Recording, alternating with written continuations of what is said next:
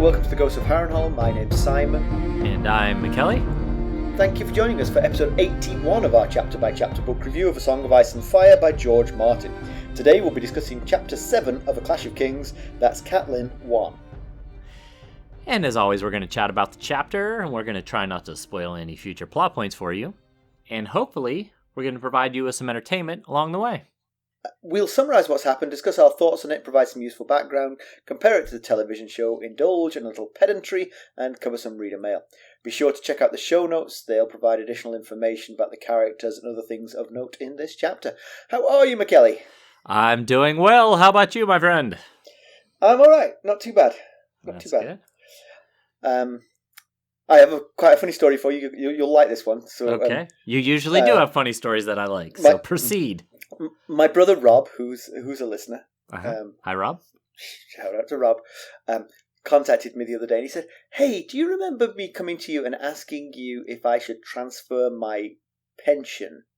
He worked for 10 years as a firefighter in England. He doesn't like to talk about it, particularly to the ladies. He doesn't like to I'm sure, yes. It never comes up in conversation. But he said, he'd been approached by a French pension company. They said, you can transfer your firefighter pension to France, because he lives in France now, and that'll be just easier for you. So I looked it over for him. I don't remember any of this, of course. You know me. I don't remember this because it was years ago. Rob? So who's Rob? Yeah. I mean, honestly, I think I could have sworn on my life that I hadn't had this conversation with him. But he sent me an email with the thread. So sure enough, I did. He said, and basically I said, yeah, it looks okay. And so he did. And he said, well, now I'm in a class action lawsuit against that French company. Oh, no. Did he think that your doctorate degree was a Juris Doctorate? That you're a lawyer? He said, no, it's my own fault. I should never have asked you. Oh, man. Well, I'm sorry to hear that, Rob. That truly stinks. Though it did provide a few chuckles for us on our show, ultimately that's a small price to pay. Right. Oh, man. So in this chapter, we have a Tion Frey gets a reference. It's Cleos' younger brother. Right. And the way Roy Dotrice says it reminded me of your Tiam story. Oh. Have we ever told that story? We've never told that story, So we live in North Carolina, and I play soccer. And I was playing soccer one day, and there was a guy I didn't know, and so I went over and introduced myself, and he said, "Hi, my name is Tiam," and I heard Tiam, which is a name I'd never heard before. But I said, "Well, nice to meet you, Tiam," and for the whole game, I called him Tiam. And just around the final whistle, it dawned on me. I was like, I wonder if that guy's name is Tim, and he just has a southern accent, and I've been mocking him this whole time. Oh, man, that's good stuff. Tim. His name was Tim, and I've apologized profusely since, and we're still friends. Oh, Tim. Oh, man, I love that story. I mean, he said it so perfectly. But the thing is, I don't think he ever thought that I was mocking him. I mean, I called him Tiam. Tiam, pass to me, Tiam. He just thought, he's got it just right. He's saying it exactly so. Exactly right. Everything else he says is complete. That's good. That's awesome stuff. I love that story. Okay, well, we burned through some of the classics there. We're going to drip feed these out. Yeah, we've made that mistake with background as well. As I struggled mightily with this episode, trying to find background. I was squeezing background in like the last few minutes before recording today. I was like, just gonna have to go with what I got. It won't show. It won't show. So let's get down to business. How did we leave Catelyn Stark? Well, last time we saw Cat, she was in her family home of her Tully family home of Riverrun, discovering that her father was far more frail and sick than she'd imagined and had been led to believe. but he was still able to hold a grudge against his brother Brynden, her uncle. Later she watched her son Robb proclaimed as the first king in the north in 300 years. Mackelly, why don't we give him the summary of this one? As Cat watches Robb fidget with his new crown, one of the Lannister prisoners is brought before him. Greywind snarls in the man's face to the amusement of all, except the prisoner Cleos Frey. The prisoner is to take Robb's terms to King's Landing, but then must return with Cersei's reply and resume his captivity. There is no mention of an alternative, so the man accepts readily. The terms are that all Northerners, alive and dead, including the Sword Ice, are returned to Winterfell. All Tywin's prisoners are released. Cersei and Joffrey renounce all claim to the North and the Riverlands. 10 highborn Lannister hostages are delivered, and 2 per year will be released back to the Lannisters, provided they abide by the terms of the peace treaty. In return, Robb will release all the current prisoners, with the exception of Jaime, and the peace will reign through the realm. Afterwards, Cat praises Robb. Edmure advises that they march on Harrenhal, but Cat thinks of the cursed history of the place and wants no part. Edmure insists that they're losing strength sitting here. Cat snaps that this is because Edmure asked Robb to allow his bannermen to return home. Cat thinks the terms of the peace will be unacceptable to Cersei, and she wants to trade Jaime for the girls. Robb thinks he would lose his crown if he gives up Jaime. Robb asks his mom to go to the twins and choose a wife for him, part of the contract that got his army across the river, if you remember, and then to return on to Winterfell to look after Rickon and Bran. She would rather stay in Riverrun with her dying father. They continue to argue now about Robb's decision to send Theon to Pike in the Iron Islands. Robb will need a navy if the war continues. She thinks he's more likely to get help if Theon is still a prisoner rather than sending him back to his father. She warns that Balon Greyjoy has claimed a throne before and might see the turmoil as a chance to try again. Robb's had enough and he leaves. Cat asks Edmure to visit their dad together. He comes up with an excuse, so she goes alone and finds her Uncle Brynden sitting with his older brother. Hoster looks very frail in his sleep, and Cat and the Blackfish have the obligatory comic conversation that everyone seems to have every chapter. Brynden has been out gathering intel and appraises her of the state of the war. A mixed bag, really. Some victories, but the lords who have gone home have been terrorized by Clegane, Amory Lorch, and Vargo Hoat. This news is bound to inflame Edmure, and Cat worries that Robb, out of boredom, might agree to an assault on Harrenhal. Brynden also reports that in the west, Sir Stafford Lannister is training up a new army to join the battle. This is a worry. Tywin can bide his time and wait for these reinforcements. They decide that Tywin needs to be drawn out of Harrenhal, and they hatch a plan involving fellow crown claimant King Renly Baratheon. Aha. So, yeah, I really enjoyed this one. Although I will say, I think I might say this. This might be in our notes for later, but it feels like the book so far has really been recapping where everybody is. You know, there's not an awful lot here. Yeah, I agree. But Robb has a new crown, just freshly forged. Just freshly forged. The chapter opens with Cat thinking about how he's got a crown straight out of the forge on his head, and I thought, wow, these kings of winter are tough. Yes. Straight out of the forge and onto his head. I think there was probably something in between, just a small gap. Some sort of cooling period. Perhaps, yes. But it's just bronze and iron, no jewels. It sounds very north. And indeed. Yeah. So it's interesting that the prisoner that they're sending south is Cleos Frey. It's funny, you can tell that you and I wrote the notes because I didn't mention his name and you went back and mentioned his name. So then you'd mentioned his name, but we kept calling him the prisoner, the man. We'd mentioned his name by that point, so we could have just... But anyway, because he's a Frey, he should have been on Robb's side, but he's the one that's married to Tywin's... sister, niece. Jenna. Oh, to his sister. Yeah. So... Cleos is Tywin's nephew, Aemon Frey and Jenna Lannister's child.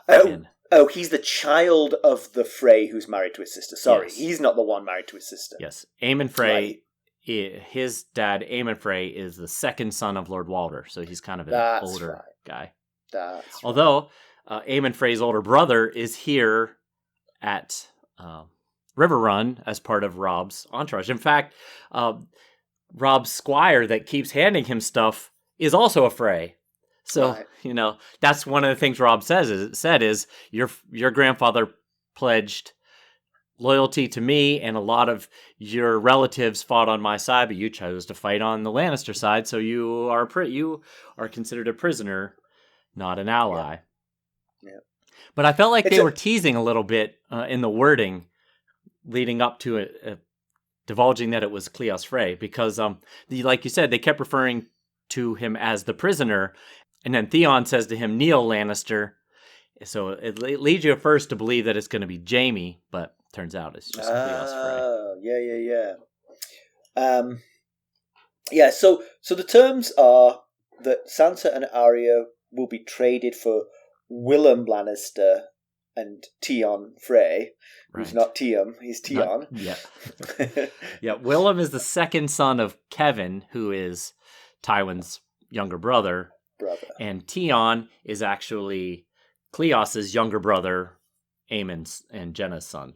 Right. So they are both nephews of Tywin. Even though one of them is called Frey, they are both as closely related to Tywin. Correct. Yes. Right. Now, one of the things that I was noticing as we go through these terms is what ones are personal gains for the Starks and what ones are betterment for his bannermen and his newly forged realm. Yes, I see. So this one is purely for the Starks. They want their girls back.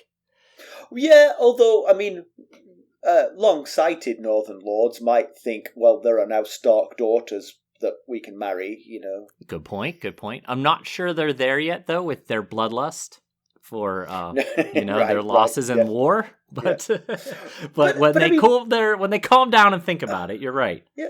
But I mean, loyalty to the Starks includes the daughters. Yeah, you're right. Obviously, this is more personal than it is strategic. But Sansa and Arya are certainly important to the Starks. Yeah, indeed. But then the next term is that Ned's bones and the northern men's bones who went south with Ned shall be returned, as well as the sword, the great Valyrian sword, Ice. Now, again, it's mostly personal gain here. I mean, some men were probably from other northern houses. Obviously, they weren't all Starks, so other houses would benefit from getting these bones back. But, getting Ned's bones and getting the sword back are primarily Stark gains. Yeah. And if you notice, Kat thinks in her head that living men had gone south, but only cold bones returned. And if that sounds familiar, because to me, it sounded familiar, and I was like, where have I heard this before? It's because Bran thought nearly the same thing about ladies' bones when they were brought back to Winterfell. And then he compared ladies' bones to Rickard, which is not Rickard Karstark, but Rickard Stark, his grandfather, Brandon, his uncle, and his father Ned, all having gone south and not returning. Eventually, these Starks will learn the lesson. Don't go south. Don't go south of the neck. Idea. Yeah. Prisoner exchange is next, and that's minus Jaime. Obviously, everyone's got people they care about who are currently prisoners. Right. Plenty of prisoners were taken, particularly on the Battle of the Green Fork. So, presumably, plenty of people have men or even relatives. So, everybody will benefit from that one. Yeah. Apart from Jaime. So. Right, yeah. And then he asks, and we mentioned this in the summary, then he asks that the Lannisters deliver 10 highborn hostages that both sides have to mutually agree upon, and they will be treated as honored guests, he says, and he will release 2 of them per year, which, again, is a gain for all of the... It's a gain for all of the North and the Riverlands so that it forces the Lannisters to behave. Yes, it's certainly not a game for the Starks. It's just mouths to feed, really. Right. Yes. But it does give them peace of mind knowing that the Lannisters should behave as they're expected to because of this. To me, so this seems like this is basically a 5-year plan here. And it's been unclear to me, and maybe it's unclear to Robb at this point as well, when Jaime will be released. So will he be released once Tywin complies with everything to the point of satisfaction to Robb? Or is he part of this 5-year plan here? Because Cersei's never going to agree to a 5-year captivity for Jaime. So right.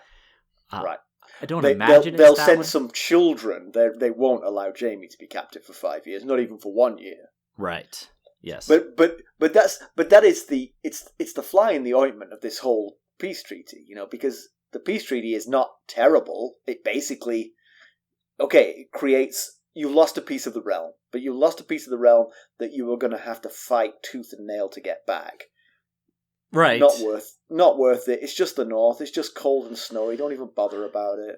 I agree that if it was just the north and some tweaks to the rest of the agreement, they might do it. Yeah. It's the Riverlands that is the Riverlands and Jaime are the big fly in the ointment here, and that's the final. That's the big piece. Part of the agreement here is that the Iron Throne is to renounce claims to the north and the Riverlands, basically between the Golden Tooth to the west and the Mountains of the Moon to the east, and of course that would be a gain for most, the north especially, but once again, the Riverlords don't have rule over themselves. They're basically just training one boy king for another, and neither are in their land. Yeah, but at least this boy king, they think, has some right to the throne, or at least isn't rotten to the core. Yes, I think that, knowing them as we do, it certainly seems like a major upgrade. Right, and certainly they know for a fact that this king has come and freed and lifted the siege at Riverrun. Yeah. The other king's grandfather is laying siege to their whole lands and burning their crops, Yeah. It's easy to choose a side there for the Riverland lords. Yes, absolutely. Plus, he's half Tully, His mother is Hoster's daughter. Oldest daughter, nonetheless. So, and he looks like a Tully, right? He has more of a Tully look than a Stark look. Yeah. But you'd think they would prefer to have like Edmure be king of the, the rivers and isles like it used to be back in the olden days, in the pre Aegon the Conqueror days. Yeah, but it feels, it's interesting because we came into this chapter not knowing about that really. We thought Robb might have just declared himself, or been declared by his bannermen, king of the north of the neck. But only in this chapter is it revealed that the Riverlands lords are now seeing him as their king too. Yeah, it was hinted at a little bit in that last chapter in the Game of Thrones, because they were chanting lords. King of the King in the North as well. Right, so. but I might welcome the King of Spain and say, King of Spain! King of Spain! Doesn't mean he's my king, Good point. It's I'd have to go back and look, but I think a couple of them may have voiced, after the northern lords were saying, I'll kneel to this king. A couple of them might have voiced that as well. Right. I'm not positive. I'd have to go back and look. Right. So the terms are pretty one-sided, obviously, but if it's an opening bid, it can't be too far away from something that's mutually agreeable. Obviously, it's a bitter pill to lose a big chunk of the realm. Right. Probably that's about half the land of the Seven Kingdoms. If you include, the north is about a third, and if you include the Riverlands, you're getting pretty close to half. Yeah. But it isn't the best land of the Seven Kingdoms. You're keeping the best land of the Seven Kingdoms. You certainly have an unfortunate piece missing in the Riverlands. The Riverlands, see, that's the thing. Like, how the Riverlands is kind of the heart of Westeros. How do you get around that? Right. The north is so isolated. No one wants to go up there unless you're from the north anyway. But the Riverlands, it just makes it really tough because it's right there next to the Crown Lands. It's got the Westerlands on one side, the Vale on the other side. It really complicates things. I think if I was the Lannisters at this point, I would say, sure, we'll agree to all that, but you've got to throw Jaime into the mix. That's the one thing that will kill this deal. We will camp down at Harrenhal and we will burn your crops for the rest, until winter comes. if you don't give us Jaime back. And that's pretty threatening, because the Riverlands are far enough north to suffer the hardships of winter. Yeah, and absolutely. if their crops are really burned now before they can gather them and store them, and a long winter is coming, that's serious danger for the Riverlands. So that's a big threat. And if you say, we're willing to do that to you, I think Robb would capitulate, or at least sensibly he would. I'm not sure Robb is in the position where he can. I mean, he goes on in this chapter to talk about the fact that Jaime causes a problem for him. Yeah. He can't use Jaime as a bargaining chip because there are too many people who want Jaime's head, on his side. Yep. It's definitely a tricky spot there for... Yeah. So, if I was the Lannisters, I would say yes, but throw Jaime in. Robb eventually agrees to it in some way. And then I would bide my time for 5 years, and then I would take the Riverlands back by force. Because the Riverlands aren't anything like as defensible as the North. Right. And Robb can't protect them from Winterfell quickly enough. You just spring a trap and you just take the Riverlands back by force. Yeah. Right. And basically, and depending on which 10 kids I send, I could do it in 3 or 4 years. just start pulling kids off the streets of King's Landing and giving them the last name Lannister. Bleach their hair and send them north. Yeah. Now, of course, I mean, obviously, this is not Cat thinks the deal could have been sweeter. This is not in really acceptable terms at this point. And in fact, Cersei literally can't accept this offer because she doesn't have Arya. So she can't live up to this deal no matter what because she doesn't have Arya. I got to drag my heels on this negotiation until I find that bloody girl. Right. I mean, so no matter what, she's going to have to be, I'll give you Sansa, but I'm keeping Arya. I really like that kid. She's got spunk. Yeah. Maybe that's it. Maybe she says, well, unless you give me Jaime back, I'm keeping Arya. Yeah. Which would, it's funny because Sansa's the older daughter. So, you would think if she was going to give up one, she would give up the younger daughter. But she can't do that because she doesn't have her. Yeah. But there's not much that you could make it sweeter. I mean, the Riverlands lords are never going to agree to Lannister rule again. Right. Oh, not without force. Yeah. Not just, the initial transgression was against the North, killing Ned Stark, the primary. But Tywin has been terrorizing the Riverlands while Ned's head was still on his shoulders and he was sitting on the Iron Throne. Right. And the North hasn't been touched. This is all of this action's been going on in the Riverlands, So if anyone has a really deep grudge, an all-consuming grudge, it's the Riverlands. They're lords to a person, except for maybe the Freys and the Lannisters. Everyone else has had their lives turned upside down and torn apart by the Lannisters. Look, I wonder if another reason the Lannisters would be forced to refuse this is because I could imagine Cersei saying, yep, we agree to everything as long as you throw Jaime in, and sending Frey back with that message. But I wonder if the worry here is that they lose the Eyrie too. They lose the Vale too. That the Vale will break away and say, we're doing what they're doing. Right. Because the Vale the Riverlands form a bit of a buffer between the Vale and the rest of the Seven Kingdoms. Yeah, right. I mean, so...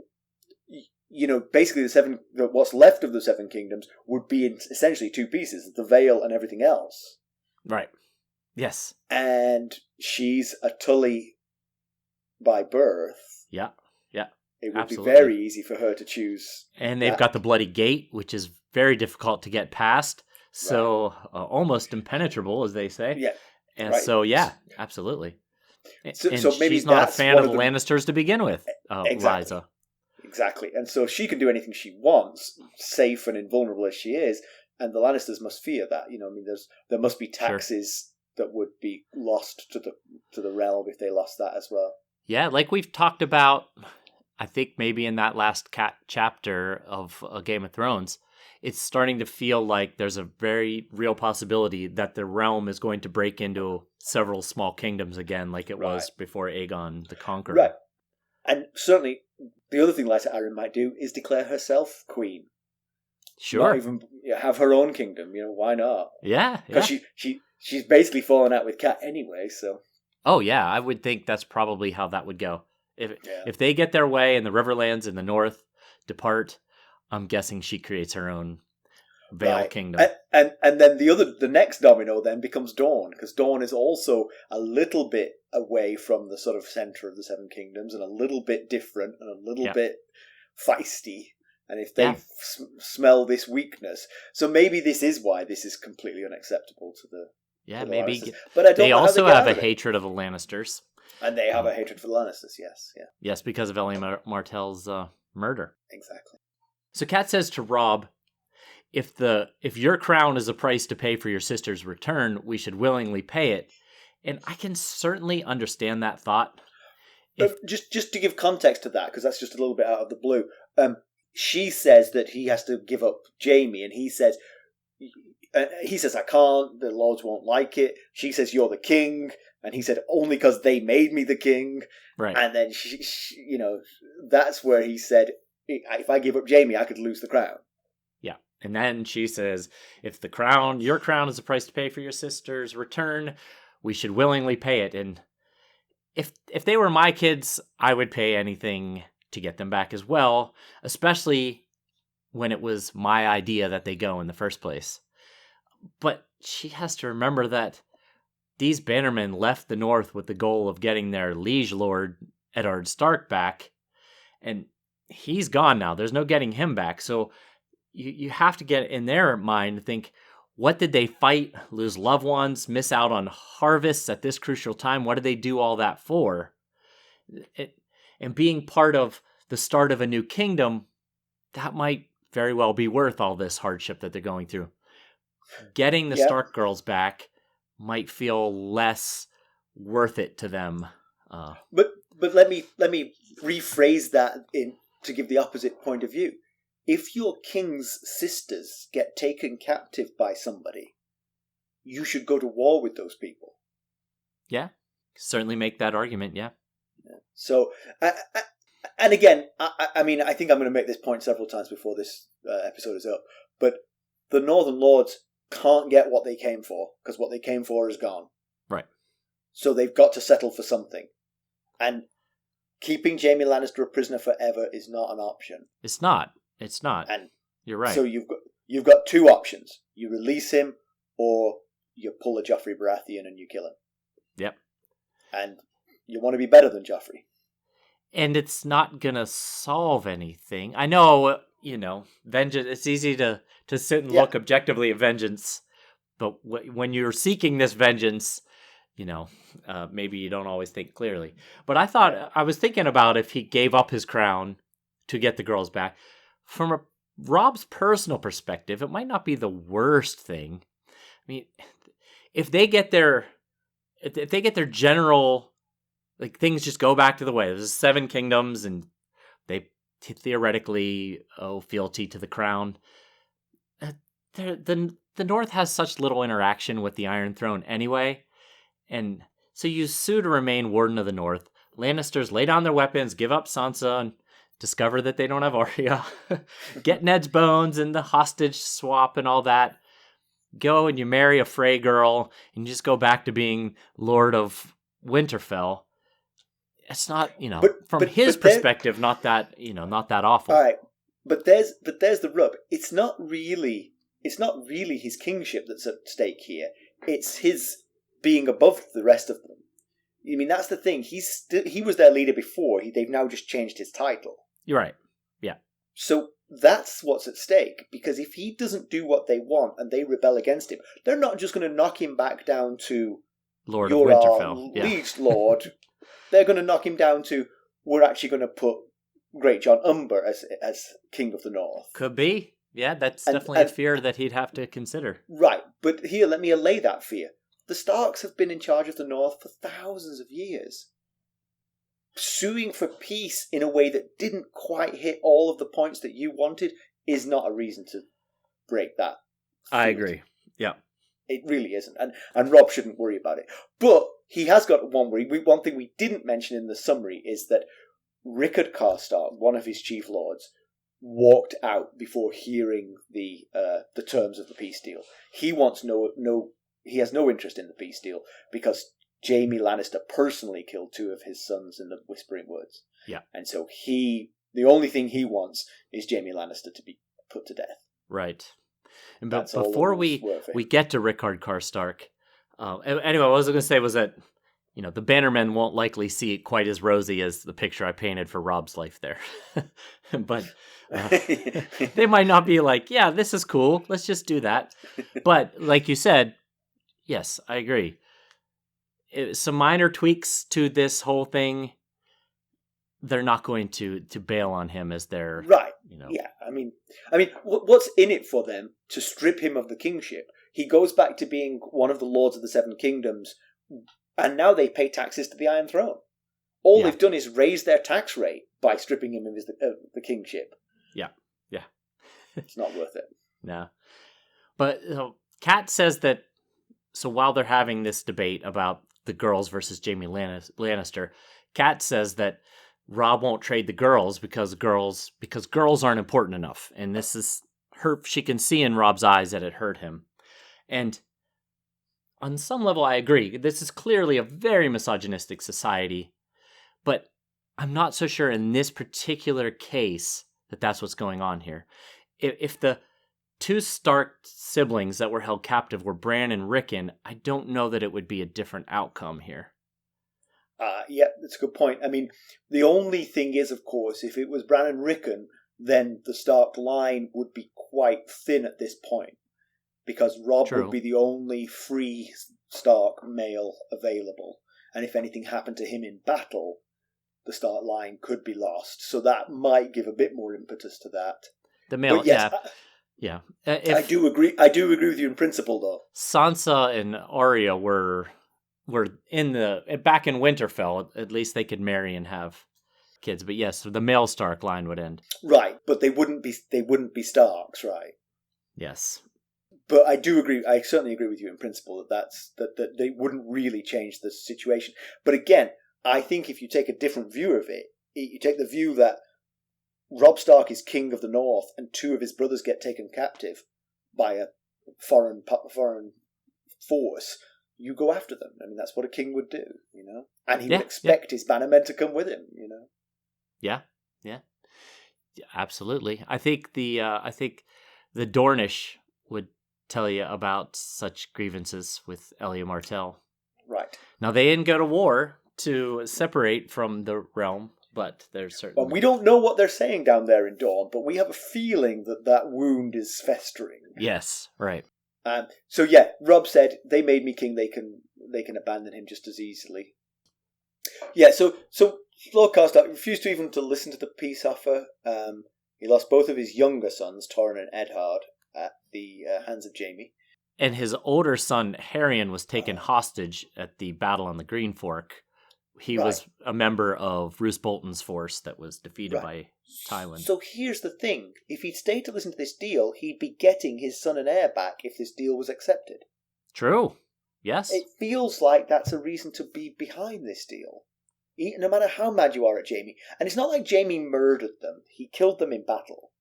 Yes. Right. Right. It was Jaime. It was personally Jaime, but it was in a battle. They came at him with swords too. Yeah. He's just better than they are. I agree. It's very sad that he lost 2 of his 3 sons. Obviously, very sad. But if he wanted to guarantee their safety, he should have left them home in Carhold, because when you send someone to battle, they run the risk of being hurt or killed. So, yeah. And I thought it was rather disrespectful to the king to leave in the middle of, right as he's just getting started, holding court, to just, shoulder your way out. Because the terms might have been what he wanted. It might have been everything that Robb said, plus, and we will send Jaime's bones back to you, And then Rickard Karstark could have gone, yes, result, that's what I wanted, Yes. But he didn't even listen, Yeah. But if he had listened, I'm not sure what he could have wanted more. The only thing he could have wanted more is Jaime dead. And that's not going to fly. It's Jaime not. dead is going to prolong this war, and then Harrion is much more likely to end up dead, as is Rickard himself. That everybody's more likely to end up dead if this continues. You're right. Yep. And that brings me to a point that I was thinking all the way through this chapter. Once you've started down the path to diplomacy, which we clearly have now, we're sending letters to each other. This is diplomacy. Yeah, it's getting started. There's only one end result, and that's Jaime's freedom. It doesn't matter what the initial terms were. You just can't murder him. No, you can't murder him, and you can't hold him captive forever. Right. So. Yeah, the only point of having him as a captive is for the bargaining power of it. Right. It gives you the power to get the concessions you want out of the other side. So leaving him out of the first round didn't make an awful lot of sense, but I guess they wanted some wriggle room. And yeah. I'm sure if I was Robb dispassionately and the message came back from Cersei, I agree to all your terms as long as you throw Jaime into the deal, he'd be like, bingo, got what I wanted. Yeah. Yes. I'm sure Cersei will look, and Tyrion, because he's Hand of the King now, will look at this offer that doesn't even really mention Jaime and be like, what are we supposed to do with this? We're not going to agree to these terms when you didn't even mention what's going to happen to our brother. Yeah. So. It is a dangerous situation for Robb, though. He's got a lot to contend with. I think he needs to have a sit down with Rickard Karstark and ask him what he sees as the end result. Hey, you're my trusted lord. What would you want from this? And if he says, I want to murder Jaime Lannister, you say, well, you can't do that. That one's off the table. I'll give you just about anything else. Right. Yeah. I mean, that's the facts, Yeah. And then what you do is, if he's still unhappy, you paint a picture of what the realm could look like if everybody agrees to what Robb's offering here. Because in many respects, Rickard Karstark accepting this peace offer is as important as Cersei Lannister accepting this peace offer. Yeah. Yeah. He needs peace in his new realm as well as, peace with his old realm. So the picture he could paint is Rickard back in Carhold, fortifying, preparing for winter, perhaps siring a few new sons to replace the two he lost, Sure. Yeah. But I think if Karstark was asked to enunciate what he wants, he couldn't come up with anything better than what Robb was asking for. Right, except for to kill Jaime Lannister, which is he's not going to get that wish unless he goes rogue and does it on his own. Yeah. Now, Edmure after court, when it's just Edmure, Cat, and Robb in a room together, Edmure does make a good point, which is pretty rare for Edmure, quite honestly.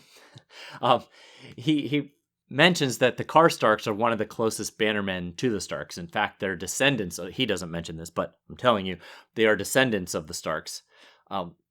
So he said, you letting my men go protect their holdfasts and their people, that's one thing. But a northernman, Rickard Karstark leaving sends a really bad message. And he also thinks that other bannermen are probably feeling the same as Rickard about the peace. And even Cat, while the court session was going on, Cat was wondering about the thoughts of the stoic men in the court. She couldn't read it from their faces. But so clearly they're concerned that Rickard's actions are mirrored in the minds of some of the other lords, I guess. Yep. So we've got more example of Edmure. I mean, you've just given Edmure a bit of props, but more examples of his subpar leadership. That's why I said it was a rare good point. Right, yeah. He requested to Robb that he let the Riverlands bannermen go back to defend their lands. Tywin is using the same tactic as he did before the war, which was to harry the Riverlands cities, towns, and destroy their crops. Ned figured that Tywin had Clegane attack the random towns throughout the Riverlands so that the young, untested, chivalrous, whatever, eager to prove himself, Edmure would try to defend every square foot, spreading everything way too thin. Well, he's doing it again now. Exactly. But I will say, I think there is a bit of a difference now. The first time around, Tywin's army was coming, and you needed to bring your troops together to face down that army, no matter what the advanced forces were doing. now Tywin has retreated to Harrenhal and is licking his wounds there, and the only thing you have to deal with is the raiding parties of Clegane Law. Yeah, and, that's definitely a difference. Yeah. So I actually think it's not the worst idea now to send the bannermen back to protect the lands, because again, you've got to grow crops here. The winter is coming. I hate to be Starky, but winter is coming. Yeah, you're absolutely right. I guess the concern is that their host continues to dwindle as the host at Riverrun. But what is the point of the host at Riverrun? They freed it. Right. There's nothing. They're doing nothing. They might as well go home and grow things, you know. Well, here's a roundup of some of the folks that they've lost so far. So Jonas Bracken was injured and his nephew was killed, retaking the ruined Stonehenge. Titus Blackwood did manage to clear Raventree Hall of Lannister forces, but all that was left was burned land and killed livestock. And then poor little Lyman Derry, who was about 8 or 9, he's the current Lord of Derry. Well, was the current Lord of Derry after his father was killed. Until the end of this sentence, he's the current Lord of... his men did retake Derry, and they held it for 2 weeks. And then Gregor Clegane returned and killed them all, including little Lyman Derry. Can I just interject here on this? Yeah, one? That's also bad news for Daenerys Targaryen, because the Darrys have basically come to an end here, and they were one of her fiercest allies. Yeah, in fact, one of the few people she actually met from Westeros was Willem Derry, who was the one that got her and Viserys out of Dragonstone and over to Essos and set them up over there. So yes, you're right. That's definitely a loss. They've also lost Lords Piper and Vance. They have left with their men to go do the same as the others to take care of their lands. And Jason Mallister has announced that he and his men are returning to Seaguard. So it is starting to dwindle a good bit here. Right. But you'd imagine that, if Tywin came out of Harrenhal and marched on Riverrun, they could call them back, but that's not going to happen. So again, I just think it's a bit unfair. I think Edmure just gets a bad rap by everyone for his previous mistakes here. Yeah, you're right. I mean, it's awfully cruel to keep all your fighting men holed up inside a Riverrun while they're out there killing and... Right. I mean, think about it. Their wives and children are back in their homes, susceptible to this. It's probably the most calculating thing to do, but it's also incredibly cruel to ask to force them to stay behind and let their families be murdered. So Cat and Blackfish, when they're talking, they talk about the fact that Tywin wants to provoke a battle, and that the great Jon and Edmure and others are going to talk Robb into it, and that it is a difficult situation. It's difficult to have a big army and not do something with it. Yeah. Especially since Robb has had early success. He's 2-0 in battles. Yes. So, and according to Cat, he's being talked up by his other lords like he's Aegon the Conqueror. So you could certainly see him, yes, let's go. We're gonna take out Tywin. And the Blackfish, Brendan Tully, says that's exactly what Tywin wants. He wants us to march on Harrenhal. And in fact, Edmure, while the three of them, Edmure, Cat, and Robb, are talking, Edmure says we should be marching on Harrenhal. Right. And Brendan Tully says that's the worst thing that you could do. He doesn't say that to Edmure. He's not there. But later he says that to Cat. Yeah. So they've sent Theon Greyjoy to Pike, to his father. Now, it is an interesting decision. He is obviously loyal to the Starks now, but if his family said, no, we will not be the Starks' navy. We don't like the Starks. They took you hostage. Welcome home, son. Yeah. And they ended my rebellion. Right. I was king of the Iron Islands until they came along. Right. Does he have the spine or the leverage to protest that? It seems like he doesn't. In some ways, it's not dissimilar to them sending, instead of sending Cleos Frey to King's Landing with these terms, they sent Jaime Lannister. They sent Jaime Lannister with these terms and said, this is what you're going to do, and I promised I would go back. Right. The Lannisters would be like, ha-ha! Hey, welcome home! Yeah, you could see how it might seem to make sense for a young, inexperienced leader like Robb. But if you're negotiating with Balon Greyjoy, automatically giving up his son and heir is a bit of a blunder just off the start. Right, yeah. Because you're removing a bargaining chip. Yeah. So, Yeah, so even if Theon is completely loyal, there's no way to know that this is going to work. You'd be better off sending someone with a bit of steel. Blackfish Tully would be an interesting choice here. Someone who's martial and unswervable. Right. Yeah. And like you said, even if he's completely loyal, he's not given us any reason to doubt his loyalty to this point. Like Robb says to his mom, Theon's been a great friend, a confidant. He's loyal. He killed the guy that was holding Bran captive. I told you about that. But there's just something, even in this chapter, Kat mentions, there's something about Theon's character that unnerves her a bit. And even if Theon was like the greatest kid of all time, you go back to your family with demands from the people who were holding you hostage. Your family might say, you know what? A couple of years here, we'll recondition you to realize that you were a hostage of those people. They are not your friends. Yeah, that's very true. Yeah, you're right. But this is even more of an example of how it looks like the realm is on the verge of splitting apart. Because, like we were just talking about, the Eyrie might follow. And even Robb says in this chapter, Kat says, hey, Balon Greyjoy wore a crown once. And he's like, what do I care? Let him have a crown. I have a crown. Right, yes. So, it's not like the Iron Islands was part of the North anyway. Let them be independent. Who cares? Yeah. So we keep we skipped over this in the thing, but we keep hearing about Beric Dondarrion and Thoros of Myr and those horribly missed Stark men who were dispatched from King's Landing by Ned to bring the Mountain and Tywin to justice back before the war started. They are still gallantly pursuing that goal. They are the fable last soldier lost in the jungle, still fighting the war years after it finished. Right. The guy who sent you is dead, and the king he represented is dead, but on they go. Yep, keep fighting the good fight. One of the Stark, horribly missed Stark men is Alan. He was the one that replaced Jory as head of the Stark household guard after Jory died. He led the Stark men off with Beric Dondarrion and Thoros of Myr.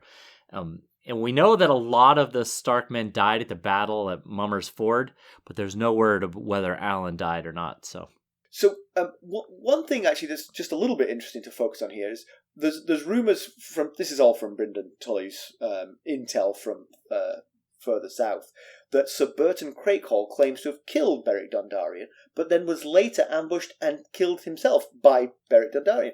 And weirdly, that's not the first time that we've heard rumour of Beric Dondarrion being killed, only for him to come back and deal with people. So he's either a cat, or he's got clones, or just people just love to claim to have killed him because he. You're right. It's actually, by my count, the third time that we've heard of him dying. That the rumors of his death being greatly over-exaggerated. The first time, Robb actually told Kat that him and his men were ambushed by Clegane at the Battle of the Mummer's Ford. I just mentioned a lot of the Stark men dying, and they. It was thought that he was missing or killed, and turned out he wasn't. Raymond Derry was killed, but not Beric or Thoros of Myr. And then Davos, when he was talking to Cresson in the prologue of A Clash of Kings, when he met him on the stairs, Davos was going down, Cresson was going up, and he was telling Cresson about the Stormlords that he spoke with, and he said, on Stannis' behalf, and he said that the other Stormlords had said that Beric is missing and some say dead, but clearly he's not. So it's a good man to have on your team. Or else there's another guy that looks a lot like him out there running around. Yeah. He found that his cloak with the lightning strike on it and was like, "That's it's just this is a nice cloak." How else would anyone recognize Beric Dondarrion? Really, it's the cloak. Yeah.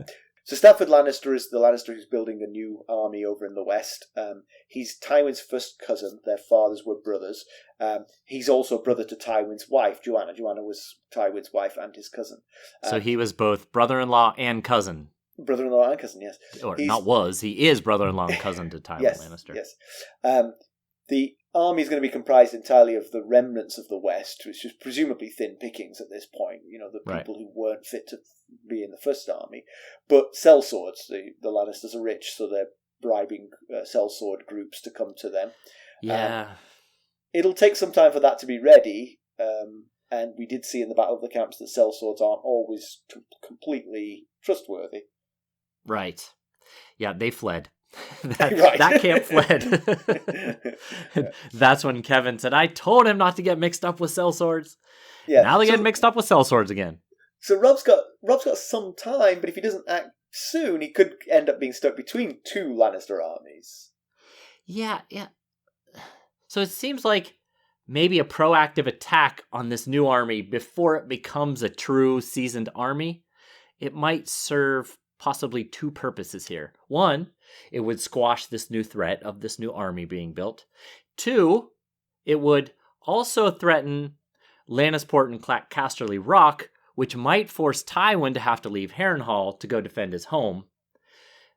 Plus, Roose, Bolton, and the rest of the Northern Army are still in the Riverlands, theoretically. We haven't heard from them in a while, but they're theoretically still there. And maybe, they could, instead of Robb being pinned in between two Lannister forces, if they attack Lannisport and then Tywin comes to attack them, maybe then Roose Bolton's force could come and pin Tywin's force between two forces. The only thing that worries me there is I'm not sure how big the mountains are between the Riverlands and the West. It feels that's the issue. It's quite a schlep to get a big army over there. Now, obviously, Tywin managed it. Yeah, you're right. The problem is the Golden Tooth, which is, it lies right in between River Run and Casterly Rock, and it overlooks the road that you have to lead all these men through. And presumably Tywin wasn't foolish enough to leave it completely undefended. I would imagine. They refer to it as a small but very stout castle. So. Right. But then I was thinking, if they're offering peace terms, can they then, while the terms are being sent to King's Landing, can they then go attack Casterly Rock? That might hurt that peace offer there. Yeah. I wonder, though, there is another way to Casterly Rock, of course. They could go up to... where are the Manderleys? No, I don't mean the Manderleys. I mean, Seaguard. Yeah, the Manderleys? They're on the west coast, yeah. Yeah, so you could take a boat from Seaguard, or take, it wouldn't take too many ships, you'd think, like maybe 5 or 6 ships full of men from Seaguard round to Casterly Rock and come at them from that direction. Maybe. Yeah, then it would turn into a sea battle, and Lannisport probably has pretty good navy. True. But right. Well, we'll keep thinking about it. We'll crack this nut. Yeah, it also gives his men something to do, instead of just sitting there. True. True. So Cat formulates the plan to ask King Renly to come up from the south and attack Tywin, sort of forcing him out of Harrenhal. It's kind of unclear. She doesn't say. She just says she wants to use Renly to draw him out. Right, so maybe it's more actually Renly to King's Landing. That's what I thought, yes. Right, I was thinking you get Renly to march on King's Landing, which forces Tywin to have to come out of Harrenhal to defend King's Landing. So then, if that happens, then either one of these two options, if you go with Robb's plan, Tywin moves to defend the west, King's Landing is left open to Renly's attack. If Cat's plan in motion, you draw Tywin south to protect King's Landing, which leaves Casterly Rock and Lannisport open to the west. You can maybe take, or at least severely cripple Casterly Rock and Lannisport, and that just will be more incentive for the Lannisters to agree to peace terms. If you're in their homeland, controlling the situation there. So. True enough. Yep, I can see all that. So Tywin, when Tywin was talking with Tyrion earlier, he was talking about how Stannis was the biggest threat before the Battle of the Whispering Wood. This was right. But we do know that Stannis has Stannis' plan to make allies is by badgering people into being his allies, by demanding that they become his allies. Right. It's unlikely to bring too many people. So not giving them anything. Right. Renly, I mean, I can't imagine Renly doing this for the Starks, but Renly might think, well, it may be that Tywin will go off and fight the Starks, and I'll just take King's Landing while he's not paying attention. So maybe Renly will do it out of self-interest, not just out of alliance with the Starks, but purely out of self-interest. Yeah, that's very possible. All right, so background. Okay, so little background on the Derrys there. So the Blackfish said that he doesn't actually call Lyman Derry by name. He refers to him as the Lord of Derry, but it's Lyman Derry, that he is the last of his line, which is not entirely true because he does have 2 aunts. So he's the last of the male version of his line. He has 2 aunts, Mariah and Jane Frey. Jane is actually married to Sir Cleos Frey, who is featured in this chapter. He's the prisoner that's going to deliver the demands, or the peace demands. Mariah is the older sister, so she would likely inherit the Derry lands, and she is also, obviously, as her last name is Frey, is married to a Frey, Merritt Frey. He is Lord Walder's 9th son, 11th overall. Huh. So the Freys are doing well out of all this. They're taking over everywhere. Except for Cleos. Yes. Well, I mean, he's got a nice walk ahead of him, you know. Yeah. So let's compare with the television show. This scene is presaged by a scene where Robb confronts Jaime. He tells Jaime that he knows that Joffrey is his son, that Jaime pushed Bran from a window, and then Grey Wind scares the bejesus out of Jaime, who's chained up, and Grey Wind just growls in his face, and it is pretty terrifying. But then the primary scene of this chapter is also present. The Lannisters' prisoner's heritage is not mentioned. He is in fact named Sir Alton Lannister in the TV show. So he's not a Frey. Okay. His connection to the Freys is dropped. The scene is grittier. There's no crown. It's much more like a military camp than the throne room of Riverrun. You never really see the inside of Riverrun in this part of the show. But you know they're there. Like, is mentioned that they're at Riverrun? They mentioned that they're in the Riverlands. I mean, they're always in camps. You know, they're always camping. So it feels like they might have moved on somewhere.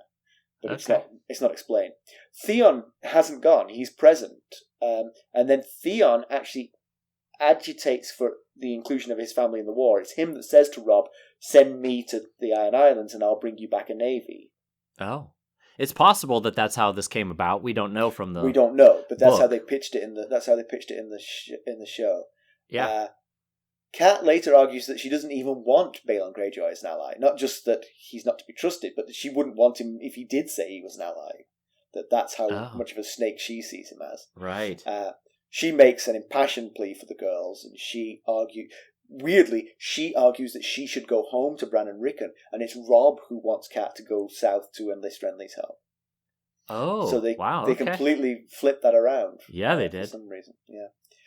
So I put that down to sort of building up Robb's gravitas a little bit in the TV show. Sure, yeah.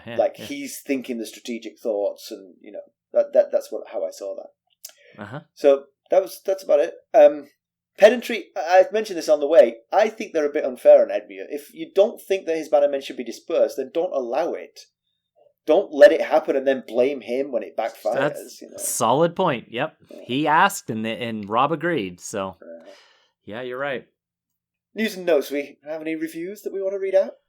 Yeah, there's not a whole lot of news and notes this episode, and we're running kind of long, so just get straight to the review reading. How about that? Do it.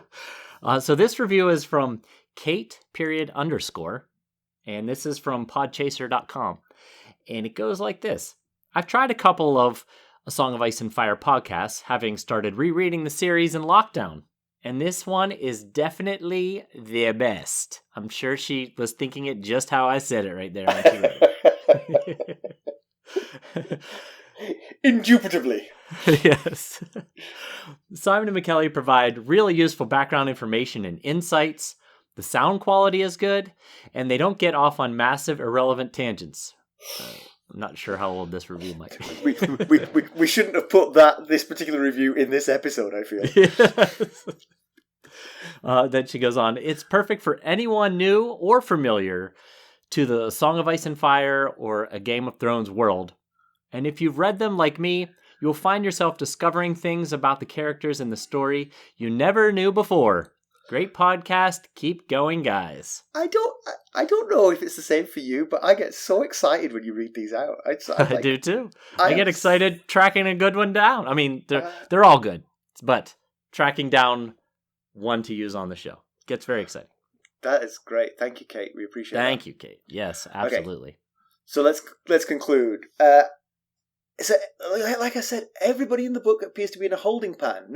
There's no action in this book. We're more than 100 pages into my copy of this book, and the only character who is moving in any way, shape, or form is Arya. Right. Everybody else is just stuck. They're just stuck and waiting for action, and it's just not happening. So, I guess Theon's off. He's getting ready to. You know, he was still here in this chapter, but he's getting ready to. Was he? Go on. I thought he'd already gone. Did I miss? He's that? the one that said, "On your knees, Lannister." Oh, that was his only contribution to this chapter. Oh, so she was. I misunderstood that because she was still trying to talk him out of it. I thought she was telling him, "You're really stupid for that bad idea you've already allowed to happen." But she was still trying to talk him out of it. I should read more carefully, I think. If I'm going to do a podcast on this, I should really read it a lot more carefully. I did audiobook this chapter probably 6 times this week, so... Anyway, the point is, George Martin, we need action. Indeed. I trust that we will be getting it soon. Okay. I do. Okay. Although there does seem to be ominous threats growing all around Stark and company here, so... Yeah. Could Cat persuade Renly to move on King's Landing? Yes, I think she could. I mean, I think you could convince Renly to do anything that he sees as beneficial to himself. And right. He's claimed the Iron Throne, so he's going to want to move to King's Landing soon. You know, you would think part of the deal. It would be indeed. Yeah, and if that were to happen, or even if that doesn't happen, can the Starks move on Casterly Rock? Do they have the... He says they don't have the manpower to move on Harrenhal. Robb said that in this chapter. But could they move on Casterly Rock on this army that's not quite put together yet? Yeah, which is not defended by a much less, much smaller, much lesser army, and also not as fortified as Harrenhal, because it's right.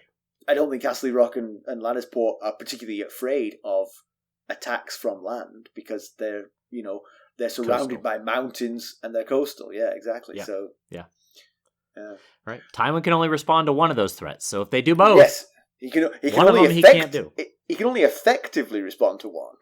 Right. That's for sure. Yes. He could split his forces, but I think he would lose both of those. Yeah, and I definitely think this peace deal could be struck if the North would budge on Jaime. But will the Lannisters go for the deal that includes the Riverlands as part of the North? That's and Jaime. It's that and Jaime. You're right. You're right. That's the thing. You see, I'm thinking it from Cersei's sort of like personal level. From Cersei's personal level, if this deal included Jaime, she would jump at it. From a strategic level, you're right. The bigger issue is not Jaime; it's the Riverlands. It is. But I really think they could work out pretty close to a deal here if it wasn't for the Riverlands. but maybe there's an advantage here to dealing with Cersei. If they were dealing with Tywin might let... I mean, I see where you're going. Yes. Tyrion has already commented that Tywin is being nicer to him since Jaime was captured. Yes, right. He's calculating. Yep. He's willing to cut Jaime off, and maybe to keep the Riverlands, he might be willing to let him go. Yeah. Meanwhile, Cersei loves her brother and wants her brother back, and might make an emotional decision to get her brother back. Is at the cost of the realm of the current realm. Weirdly, I don't think of us in these terms, but I was being more Cersei and you were being more Tywin there. Yeah, you're right. I was led by my heart. You were sort of calculating. And then this Theon to Pike thing. I don't know about this. If Balon is the snake that Cat thinks he is, this is not going to go well. This is not going to go as intended. So far, Theon has seemed to be like a brother to Robb, but this could be the biggest test, and maybe the first test of this bond. It's a blood thicker than water type situation here, you know? And Theon might be taken prisoner. You know, I mean, like, they might say, you're not going anywhere. You're Absolutely. back and we're keeping you here. We're keeping you here until you realise that you are the heir to the Iron Islands and you're not a Stark. That is absolutely what could happen. I had that same thought. Yep. Yeah. Well, as always, you can reach us at ghost.harrenhal@gmail.com and follow us on Twitter @GhostHarrenhal. We're on Facebook, Instagram, YouTube, and now we're on Discord. So go out and join our Discord server and hang out with us there, and that should be cool. Yeah. And don't forget to leave us a review. If you leave us a nice one, we'll try and read it out on an episode. Indeed. And it'll bring a tear to our eye. All right. Thanks for listening. Thanks. Bye. Bye.